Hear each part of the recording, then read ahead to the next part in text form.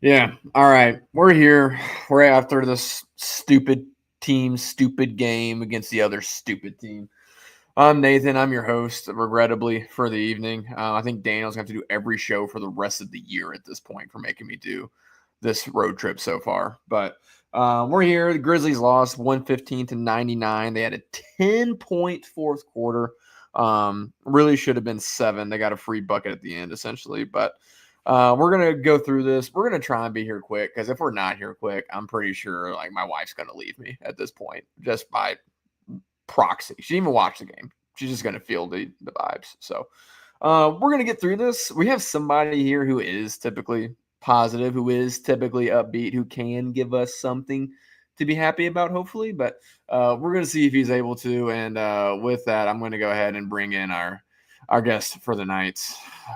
All right.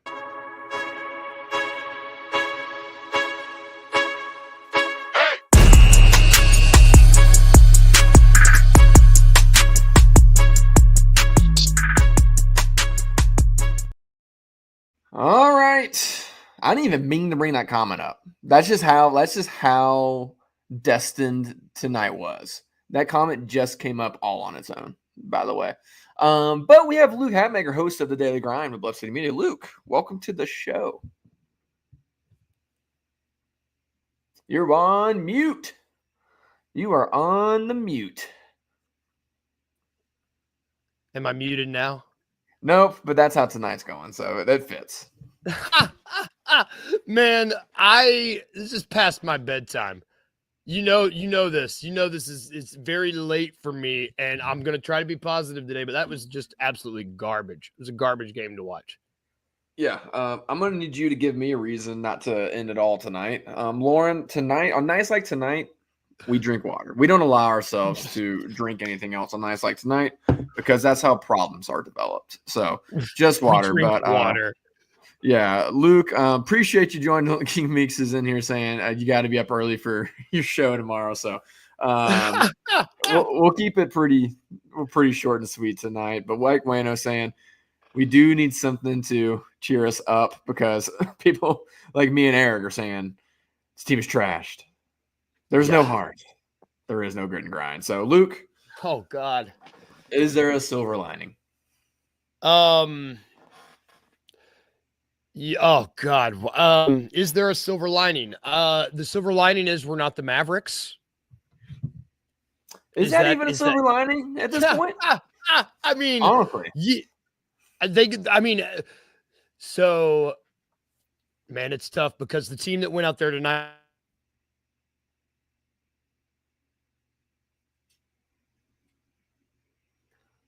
I don't know if you're on mute again. Or my I think internet. I'm muting myself again. Okay, you're back now. I don't know. I'm so upset about this. I just don't. Oh gosh, I think my audio is going crazy. Give me 1 second. Okay, well, be careful. Well, let me give you my take on what I think's happening tonight, gang. Let me go ahead and pull myself up here. Oh, never mind. Luke's back, but despite that, I'm still going to give you my take. Everything is wrong with this team right now. The team quit. Just quit in the first half. You can't have games where Desmond Bane and Scottie Pippen and Santiago are the only ones who care, which is exactly what happened in the first half. Like the team has quit. They have lost the plot, and Taylor Jenkins has clearly lost that locker room, in my opinion. Maybe not. Let me give them this. The second half, they turned around and they played with effort. They played with energy in the second half. But I've got my thoughts on why it's happening. So let's skip the silver lining. I don't even care enough to do a silver lining. It's tonight. Tough, man. It's tough to find a silver lining right now. It really is. I'm trying to these are games we should win. That's what's tough. It's like when you go into these games and you're like, oh yeah, we should win, and when you can't do that anymore, it's really difficult because gun to my head going into this game, we're more talented. I don't know. It's tough. It's tough to let's skip the silver lining because I think it's hard to find one right now. I'm with you.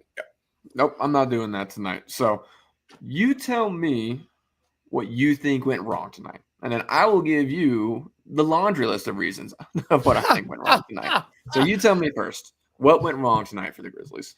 Well, we couldn't get a rebound to save our lives. I would say I can't believe how bullied we were on the boards. I just don't. I mean, the back of Klingen's head, it felt like, was getting more rebounds than we were, and I don't. That's not. I mean, I was getting so angry, and it's too late to be getting this angry. Just watching a Portland guy who I don't even know what the hell his name is, just tapping a ball out, tapping it out, tapping it out, tapping it out. It was just happening over and over and over. I thought that I was like a broken record, man, and it's just. We could start there. That went wrong for us. We couldn't make a 3 to save our lives. That went wrong for us. I mean, what went right for us? Is that the better conversation to have? Is what went right for us tonight? Santi looks good. No, we're not doing that tonight. We're not doing what went right. Okay, I'll tell you. Let's just give them their props. Dez showed up. Scotty showed up. Santi showed up. Done. We got it out of the way. There, we're done. We got it all out of the way. Shout out to those guys. If you can't play Zach Edy against Donovan Klingen, who can you play him against? It really, really, really was probably the most discouraged I've been with the Zach Edy experience tonight, just because it was against Donovan Klingen. I want to ask you this about that. Yeah. Is it Zach or is it coaching? I think it's coaching. I just think we've seen this season, it's not having a firm grip on how to use Zach Edy in this system, or lack thereof, with his skill set. I think that's he was the Naismith player of the year. He knows how to play basketball. I don't think I don't think he is bad. I think I was, first off, Big Guy, I did see this question. He banged his knee, went out. Hit it pretty hard, right? Yeah, hit it pretty hard. So that's what ended up happening to BC tonight. But did want to go ahead and answer that. Now, I think I never wanted the Grizzlies to draft Zach Edy. Yeah. Yes. I never wanted to draft it. That being said, I have said I think he's developed at a really rapid rate. Mm-hmm. He is learning quite a bit as they go. I just thought they should get an athletic big if they're going to get a big. Like, if you're going to do it, go get someone like Kellaware. It fits the team better, in my opinion. But it's not a knock on Edy that they took him, and I do think he's developed a ton since he's been in here and learned really quickly. That being said, he doesn't fit the way that this team operates very well, especially as a rookie. Yeah. Especially as a rookie. And two, they decided to run a system, as you were mentioning, that goes completely against his skill set. Like, I'm watching the Grizzlies die on every screen on the other end. They switch when there's 3 feet in front of them to be able to just go over the screen. They still switch it, which is mind-boggling to me. Their defense is completely disconnected and broken at this point. Meanwhile, on the other end, they refuse to set a screen. They're like, we're just going to pass and then dribble towards the top of the key and then pass and then dribble towards the top of the key. And hopefully by the time it's done, we get an open shot somewhere. Probably going to be Jalen Wells shooting it, who has officially hit the rookie wall. So I'm like, okay, not only did you draft this massive lumbering dude who really doesn't fit the kind of high-flying guy you probably think fits best with your core players, you don't even run screens anymore. And it's like, listen, I understand when John Morant's been playing, they've been setting a ton of screens, right? Yes. Like, that's changed. That's not the only guy that you run screens for on the floor. It's like, hey, every functional offense in existence utilizes screens at some point on the floor. Yep.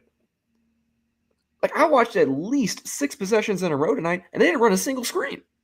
Nowhere, not even an off-ball screen. I'm just like, really? Not even off-ball? So it stuck out. I don't know why. Maybe it was the frequency in which it happened, because I know exactly what every bit of it stuck out like a sore thumb tonight. Every bit of it, the system that they're running, the misuse of Edy, to me it was just the lack of buy-in from the seemingly lack of buy-in that these guys don't have with coach anymore. Like they were. All that stuck out like a sore thumb in this game tonight. I don't know. I don't know why. I mean, I'm gonna get there eventually. Okay. So trust me. I think I do know why. Okay, good. Good. But outside of that, let's sort of get to the rest of it. Yes, yeah. So I do think there's a way to get to the key, the ailments behind the symptoms. But I want to get to the symptoms first. Yes. Defensively, Grizzlies are broken right now. What do you see when they're on defense? Because there's a lot, but what has happened to this team that was such a defensive menace for so long? And I don't know how to, and it's, I don't know why we're not worse than we are. Yes, if you were to, like, when you go look at this, I don't have the advanced stats in front of me, but we're still in the upper half of the league, but it doesn't seem like it. Have you seen a Grizzlies team overhelp more than this Grizzlies team right here in the history of watching Grizzlies teams? I don't know if I've ever, even the piss poor Grizzlies team, I don't know if they had overhelped on defense as much as this team does. And there was too much Luke and Jay Huff together happening tonight. And it was gross. Gross is a good way to put it. Luke was, I was reminded of how putrid Luke Kennard used to be on defense tonight. He looked like like an orange cone out there. Like he looked like a cone at times out there tonight. It was bad. And I like Luke Kennard a lot, but it felt like everything that he does poorly, I was reminded of tonight. He just passing up wide open threes, but that's neither. We can go back there because the Grizzlies, I saw a quote of the comment up there. The Grizzlies are giving up more wide open threes than and for the longest time, I was the guy that was like, man, why is every team having their best shooting night against us? What's going on? And it's like, hey, the common denominator is us at this point. You know, like the Grizzlies are the common denominator. And then it's just giving up wide open three after wide open three after wide open three. It makes my stomach hurt. I thought my stomach was hurting because of the ramen I ate tonight, but it was because of the game, I think. I think that's what was going on. It was probably both. Yeah, probably both. I am watching two things happen in that regard specifically. So, one, the scheme is switch everything. Yep. Don't ever fight over screens, which is crazy because you have guys who you would consider good point of attack defenders, right? It's why Jalen Wells plays. It's the whole reason why Vince Williams is in the NBA. It's what Scottie Pippen does well, and yet I'm watching him just let Anthony Simons switch on to Brandon Clark or Jaren Jackson Jr. or Zach Edey over. And Do Not Breathe isn't even trying. He's trying to do a slip screen. He's not even trying to set an actual screen, and they still don't fight over it. But that is the scheme. That is what you are being told to do. On the flip side of that, I'm also watching guys just stand at the top of the key when their guys over on the wing, and there's like they're trying to help on the other wing. I'm like, you're never going to get there. No, you don't have enough time. There's not enough time in the world for you to get over there. There's not long enough legs. It's not happening ever. And so it's over helping in a situation where you're not the helper, and that's just not being locked in. Yes, like that's just a team who isn't dialed in. It's just players who aren't dialed in.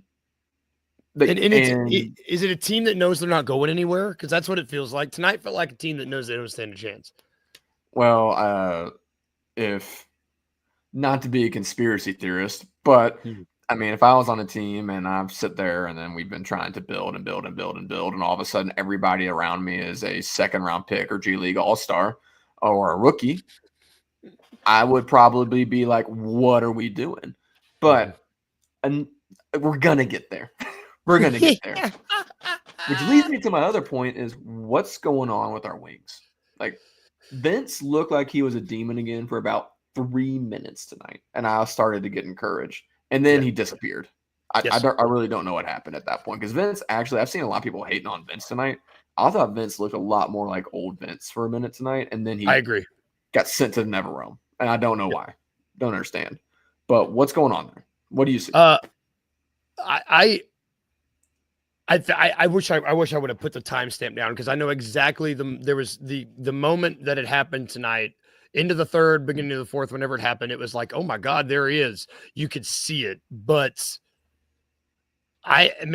he's being asked to handle the ball a lot. And I don't know if that's not what I want him to do in that second unit. You know, you kind of have other guys on that second unit to do that. And I just feel like I want him as my point of attack guy. Like, I don't want him switching. I want him to guard the other team's best guy the entire time. Yeah. We're still trying to use Vince. That's it. We're like, the second units have him with primary ball handling duties. And I don't get that when you have Scottie Pippen. I just don't. Let Luke Kennard dribble the ball up. I don't know why Vince is the one doing it still. I don't know why he's being used so out of place more often than not in this quote system. Well, the problem is Vince did thrive on ball last year. Mm-hmm. He looked better in that. And quite frankly, if you put him on the wing, it's not like you're trusting him to hit that corner three. So it's like, where does he belong on offense? And you don't really know. But that shouldn't be the problem, right? You don't want Vince out there because he's doing a ton of offensive stuff, right? That he is out there to be a defensive menace, and that has disappeared. Do you think it's because he's hurt? Do you think it's because he's just not back to his full self? Or do you think it's because he's lost confidence? What do you think is behind that?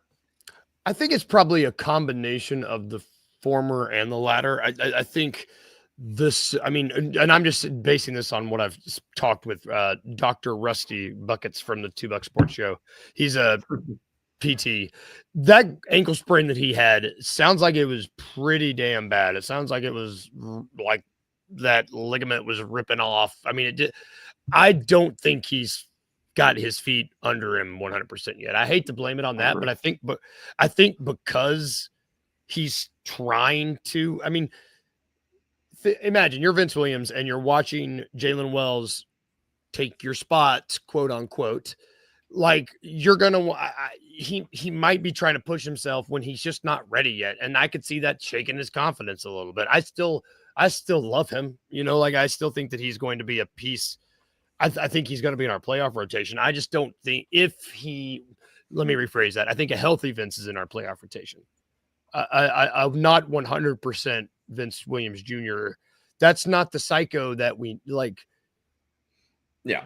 It's not the level of psycho we need. We need 100% psycho Vince Williams, not 75% psycho Vince Williams. Yep. And one thing I do want to bring this up just as a quick note. Lauren, Santi was great tonight, but we're crashing out. We're not talking about positives tonight. This is a pure crash out show, but Santi played really, really well. Yeah. We'll do positives in the morning. Yeah, we'll figure that out later. Watch Luke in the morning. I'll be asleep. Probably. Yeah. Hopefully. Probably not, actually. He'll probably wake me up. But don't put that out there. I think he clearly is not fully there physically. Yeah. I think he's physically just not where he needs to be. I also think what's going on with Vince is part of what's going on with the entire roster, which is confidence slowly leaking away for one main reason that, again, the show is leading up to. I'm getting there, but I'm saving it because there's no telling how long I'm going to go on a rant. And if anybody's got kids, like Keith is saying, Nate on baby duty, my kid's in the other room. So the things that come out of my mouth, he's not going to hear. So try and keep it ready for the kids. Okay for the kids, but we'll see how it goes. Let's get to the biggest disappointment of the night, though, because we already talked about Jalen Wells hitting the rookie wall. Don't think we need to hit on that much more. He's just clearly hit the rookie wall. Vince, we think it's probably going to be physical. He's just not back quite all the way back yet. which I do think both those dudes are really talented. I like their long-term projections. Yes. So this year is not indicative of what I think long-term, or this stretch of this year, I should say. Dog, Jaren Jackson Jr. wasn't just disappointing tonight. He was a straight-up liability. Yeah. Like, looked like the worst player on the floor. That can't happen. Nope. He looked like 19-year-old Jaren Jackson Jr. that we let me draft, like fresh out of the draft, like bubble Jaren tonight at times, and it's really disheartening because I thought he got rid of a lot of those bad habits, but man, he shot. What was he? He was 5. What was he? Was awful. 5 of 18, dude. 5 of 18 tonight.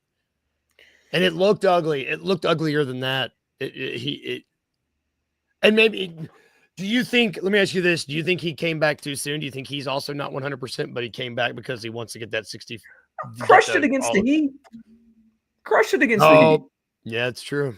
No, he's just getting back into his bad habits. And he's, for lack of a better term, looks like he's got his head up his ass again. Yeah. Like he's doing the stupid fouls. He's pouting a ton. Complaining. The complaints have gotten really bad. And he's hype on the bench when the team's doing well. He's still a great teammate, but he's making all the silly mistakes he's pouting about it when it happens. He is getting really sped up. So maybe it is a coming back from injury thing, but I don't think he's hurt. Yeah. Maybe he is. Those ankles can linger. So maybe that's not fair of me.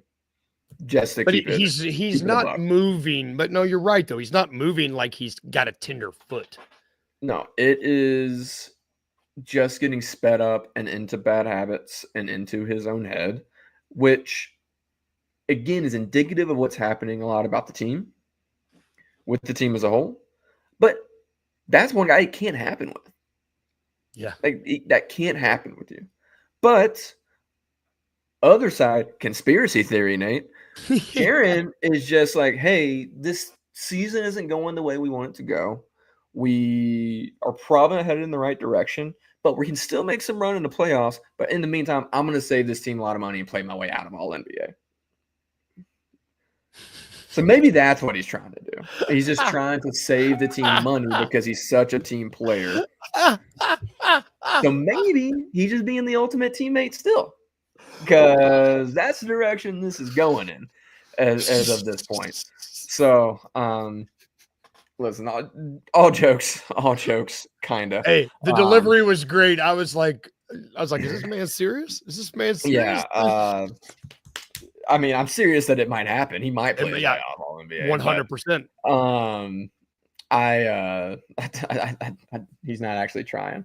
In all seriousness, though, you can't be your all NBA defensive player of the year player for this team and play like that. Now, it's not fair to say this is like who Jaren is. Like, he's carried this team for the majority of the season, right? He's been amazing all season, which is why we're even having the all NBA conversation, right? Exactly. But he felt like an absolute lock to get all NBA, and since he's come back from injury, it's like part of me is like, can he seriously play his way out of this? Like, is there a way that you could kill that campaign in 10 games or whatever it's going to be? 12. So he had the really good game against the Heat. I still am a full believer in Jaren Jackson Jr., but no question. Given the state of this team, if they want to win on any given night, 2 of those 3 stars have to be great. Like, not good, great. And the other one really needs to contribute in some way, shape, or form. But with Jaren, we're not a Jaren hating show. We're never going to be a Jaren hating show. He is absolutely awesome. But, like, brother, that was brutal tonight. Brutal. Do you, man? So how many games like this do you think he would have to not get all NBA? I mean, there's 12 games left because I think he was if voting ended before he got injured, I think everybody would have been like, yeah, he's automatically in. Yeah, he would have to play like this the rest of the season. In all seriousness, The rest of the way. Yeah, it had to be the rest of the way. Like Right. He has been so awesome all year long, and like a few games aren't going to downtrodden that, but it's been more than a few games. It felt like more than a few games, I should say. But you can't get back into these bad habits. And he could play pretty poorly the rest of the way and it still make All-NBA, just to be really clear. Because I agree with you. Season. But it can make us sit there and be like, you're not playing like you're All-NBA. But it would be, in all seriousness, it would be tough. I mean, the best shot for him to not make All-NBA, in my opinion, is to either play like this literally every game that they play, but also probably just to not play. Like they shut him down for a few games and he doesn't make it, which would be so hard at this point. And not what you want, right? Like, to be clear, as fans, we should want Jaren to win All-NBA and make it. So, yes. like, this is all jokes, like, other than the fact that he's playing really poorly. We obviously want Jaren to win All-NBA, despite the fact that franchise has to pay him a ton of money. Like, good for him. We want it to happen. It's the best thing that could happen for everybody. We want that. But man, it's brutal watching this right now. Yep. Did like seeing him get a tech. I do like seeing Jaren get mad enough to say something to the rest to get a tech. Doesn't happen very often. Just wish he had played well enough outside of it for it to matter. Now, getting back to it, I'm going to get to my point here in just a minute. And it's going to take me a minute probably to get through it all. So I'm going to ask you before I do, overarching with this team, two things. One, what is the source in your minds of what has gone south since the trade deadline, especially with this team? And two, do you think there's any hope for this season specifically for them to turn it around? So by turnaround, do you mean, what do you mean by turnaround? I think that at this rate, this team is destined for a first round playoff exit. They might get lucky with the bracket and get to the second round. I don't think this team is Western Conference championship. I don't think it's Western Conference Finals. I don't think it's title contending. I think it's first round exit. I think that, and to piggyback off that and get to your first point, I think that at some point around the trade deadline, there's been some sort of disconnect that happened, I think, between the locker room and the coach in the front office. I don't know if that's just how I at this point, to see how fast it has gone south. I don't really know what else to point my finger to put my finger on it. I don't know what else. That's really the only thing that makes sense for it to happen like that. As fast as it's happened to me, it just feels like there's two different groups trying to achieve two different goals. I just doesn't feel like they're on the same page at all. Do you think then, and what I meant by hope for this season would be a team that can turn around and be competitive in a first round series? Yes. Because at this point they're headed very south of home court advantage. So I'm like they should not be favored in a series at the direction this is going. I think if especially if Ja is coming back, like if Ja and Jaren are playing if they're healthy and they're playing the best that they can, and Dez is there too. It's like I said, and one of those guys needs to contribute. I feel fantastic against their chances in a 7-game series, no matter what. I just think that that's a lot of stuff that needs to go right this year for that to happen. Yep. And I actually am more optimistic, I even think, than you, which is a rare occurrence on that direction. I think you get Ja, Dez, Jaren, Brandon, Santi, Pip healthy. You have enough to be able to fill in the gaps to compete night in and night out.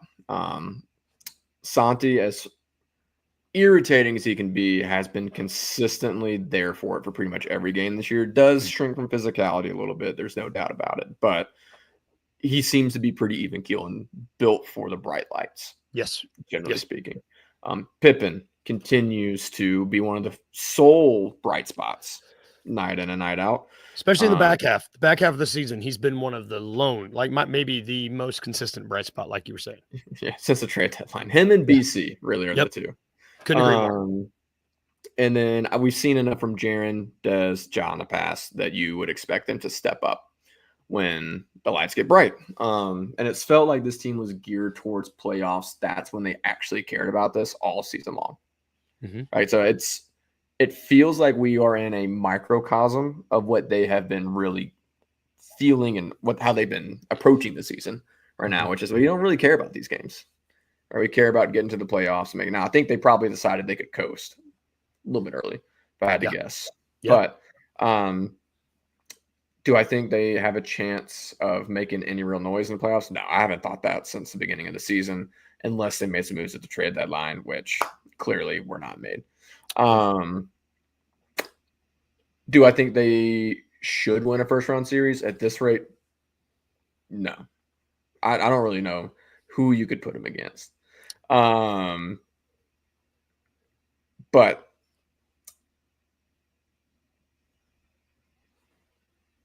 my issue with this team. I said it. I've mentioned it a little bit on shows in the past. I have hinted at it. I have directly addressed it in pretty calm ways. There are no adults in the damn room outside of our core three, who, by the way, the oldest of which is Desmond Bane at 26-year-old. Yeah. I'm going to only stick with people who you actually care about and count on, right? So we're not going to be mentioning like Lamar Stevens and Jay Huff in this discussion. Fair. The oldest guys you have, and is your role players, are Brandon Clark at 28 and Luke Kennard at 28. Jeez. Everybody else that you're playing,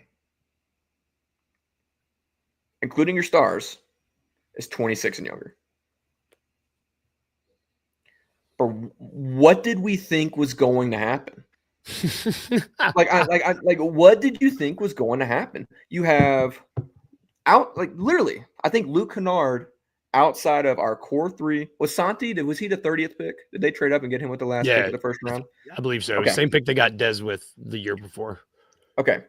So outside of Luke Kennard, every single role player on this team was somebody they traded up to get with the last pick of the first round, or a second round pick, or somebody that got out of the G League, or a rookie.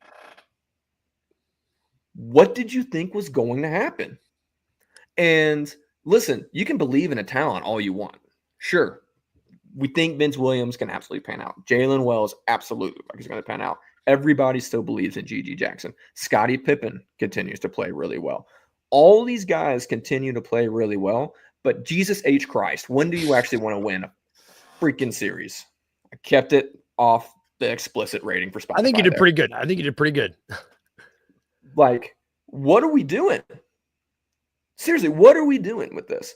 Like, how did we get from 2021, where you're right there against the eventual champions of the NBA? Yeah. And the roster has continually gotten younger and worse and less ready every single year. And listen, there's plenty of people who say, hey, they got a bunch of talent in there. I'm like, you're not to freaking get more talent in the draft. Your job's to effing compete. Yeah. And try and win. You have players who need to start trying to win. And everybody says, oh, let's go get it's 27 years old. That's when people actually start to win. Well, guess what? They start trying to win before they get to 27. Yes. That's how they get there. That's how they're ready to win when they get to 27. You don't just show up and start winning. You start trying to win the effing games, and you start trying to win the playoff series. And instead, you're sitting here with Vince Williams and Jalen Wells and whoever the hell else as your wings. And I'm like, yeah, brother, this is objectively a worse roster to go in a playoff with than what we had in 2021. This is, since they've been starting to actually compete at a high level, the worst roster they've had to go into a playoff spot. And at some point, your job is not to try to make the moves. Your job's to make the damn move. Mm-hmm. Like, listen, I didn't expect them to do anything crazy at the trade deadline. I said all along, I don't think there's any moves out there to push them over the top to where they can beat these OKCs, Clevelands, Bostons. I don't think that move's out there. But holy shit, I didn't expect you to just salary dump Marcus Smart and then like say, hey, we're just going to roll with this and this is fine. Because what the hell did you think was going to happen? And now, listen, I am about it. I think Taylor Jenkins has shown his cards. I think he has shown his cards. I think the writing's on the wall unless things really end up making a turn in the playoffs. But at some point, it's like, brother, like, we need pit bulls and you gave me puppies. like at some point, he only has so much to work with. Do I think he has done the most with what he has? No. Clearly, I don't think that based off our earlier conversation. I do not think he is maximizing what he has in this team. But I think if he did maximize it, there's still probably a first-round exit. That might be an exaggeration. I think they are competing in a second round probably if they did maximize it. But it's no guarantee that they win that second round series. No, because you still have guys hitting the rookie wall. Jalen Wells is supposed to be your starting wing against maybe Luka fucking Doncic. Like what? And so, listen, I watch this team, and there's no adults in the room. And also, if I'm sitting there and I'm Ja Morant and I'm Desmond Bane and I'm Jaren Jackson Jr., I'm looking around, I'm like, you threw in the towel on the season. What are we supposed to do? Yeah. Like, clearly they threw in the towel on the season. That trade deadline had no intention whatsoever of upgrading the roster and competing. And you can say, well, we tried to make these moves and stuff. It's like, no, you didn't make the moves. Like, watch Star Wars, do it or not. There is no try. And you didn't. And you didn't. Yeah. And so, listen, if you want to sit there and say Taylor Jenkins is a problem, I'm not going to argue with you. But if you're going to sit there and say, hey, this roster has been built to a place where it's meant to compete, then get the hell out of here. There's no way. There's no way. And quite frankly, like, they can still make moves. This franchise isn't doomed.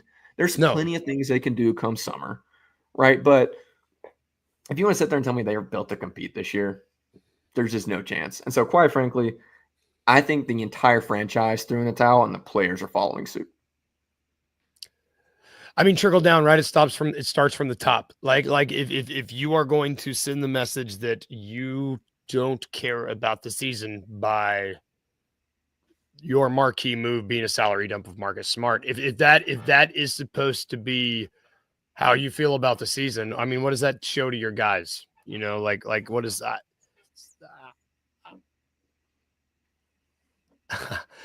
It's a good Keith. That's good. Too many effing nerds.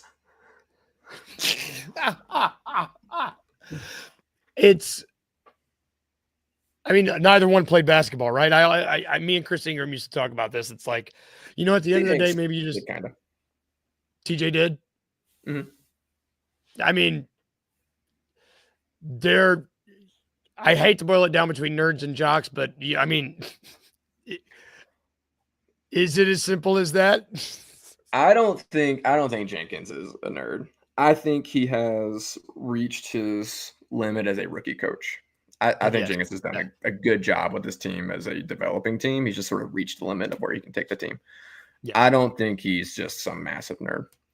No. I think there are people running a lot of these teams who are absolutely massive nerds who could not imagine why certain guys are better in the clutch. Like, that's not a real thing. Like, that's like, man, you don't just get better. That's not a real thing. Yeah. Like, I had this roommate once, and tell me if you know people like this. He didn't really play sports. Not his thing. Also, yeah, shout out to Keith for the super. I brought the comment up, meant to say that, and then I got distracted by being mad again. So, shout out to Keith. But he was one of these guys who didn't play sports, but could tell me like every stat from every team and every MVP back to like the big fruition of a league. I could tell you everything. Yep. But I'd be watching a football game with them, and I'd be like, "Oh man, they're cooked." And be like, "What are you talking about? They got the ball. They got a chance." I'm like, "This quarterback's not ready for it. He's not built for it." Yep. And he could not understand. He's like, "What do you mean? He's done fine today." He could not connect those dots. right? Could not connect the pieces. There are too many people like that running the show. Yeah. Now, I'm not saying necessarily Kleiman's that. There's a whole lot of people on that team. And again, I'm not saying Kleiman's cooked. I think, unfortunately, if things don't go well, the writing might be on the wall for Taylor, like we were saying earlier. I think we have sort of reached that point. I think front office still has time. But the nerds got to get out of the way and realize that this is a game being played by men. And sometimes you just got to let them go out there and do what they do. And it's not all played on paper. Wayno barely beat me to it. The game's not played on paper. Yep. So that is my analysis of what's going on with the Memphis Grizzlies. There's no adults in the room, and I think the franchise decided to throw in the towel on the season, and the team is doing the same. I still think they're going to give it their all when they get to the playoffs. Yes. I think they're wired a way where I don't think they will bring a fight to whichever first round series they have. I don't think I don't doubt that at all. At the same time, we're still a few games away from the playoffs, so we have to endure Oh, this. my God. Yeah, you're right. It brings me to the next point. Do you think that the Grizzlies have a chance of turning this around in the next few games before the playoffs get here? Or do you think that they're going to kind of not care, just make it to the playoffs and then flip the switch? What is your opinion? I am. What do I want to happen, or what do I think is going to happen? What do you think is going to happen? I think that they are going to try to get to the playoffs and flip a switch. I just don't know if that's. I think that they've got a really tough rest of the way. I had tonight as a game that they could win, and I only had 5 games that they could win of the last 13 that I thought were like, yeah, this should be a win. The other 8 or whatever, I was like, I don't know, these are all toss-ups, and so I don't. If they try to flip the switch now and play up to speed, I mean, they got a lot of hard games where they got to go up against like other playoff teams that are above 500, and we know how we've gone against above 500 teams lately. I'm not going to hold my breath for that. I think that they will keep putting jaw on bubble wrap for some of these games, watch some of the injuries, and then try to flip that switch come playoff time. Yep.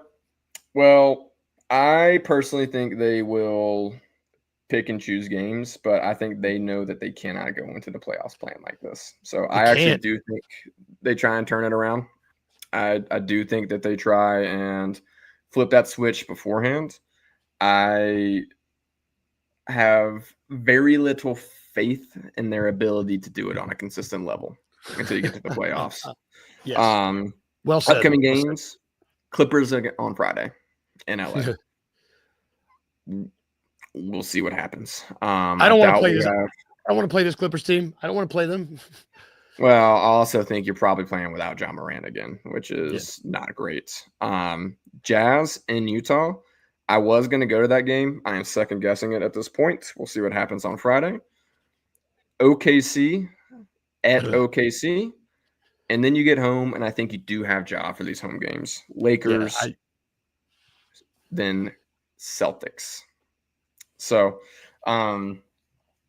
listen, they have to flip a switch. You cannot play like this heading into the playoffs. Also, just taking a quick look at the standings, you are now dropped all the way to 5th, which the way you're playing, it's very hard to see how you're going to jump up in the standings. Unless LeBron stays out that's the only way I see it. Yep, but you are in 5th playing against Denver as the lower seed. So you're putting yourself in a bad spot. The way they've been playing, there's a definitive chance Golden State and maybe even one of these play-in teams catches you. I mean, it's hard to fathom, but it's mathematically possible. Mathematical chance that they fall into the play-in. All right, all of a sudden now you're playing. Maybe that's your plan. Maybe they are trying to get to 7 so they can win that 7-8 matchup and play Houston Rockets in the first round. Maybe this is all like galaxy brain Grizzlies front office, Grizzlies franchise, and we're going to turn around and be like, oh my God, they were genius. So smart. I personally don't think that's what's happening, but there's a chance. But we'll see. You hear it all the time. You're one game away from flipping a narrative. You go into LA, you beat the Clippers on Friday night, and you show out and you sort of show, hey, like, no, we're here to play. We can do this. You can flip the narrative really quickly, but they need to show it before I'm going to sit here and say I believe. That I believe they have been playing at a level that we're not going to sit here and say, oh, we believe in them until they show us to. I mean, do you think they might be OKC at this point? You got to think, is OKC going to sit guys? I mean, if they've clinched the 1 seed by as of now, right? I think have they done it? Let's see. They have clinched their division.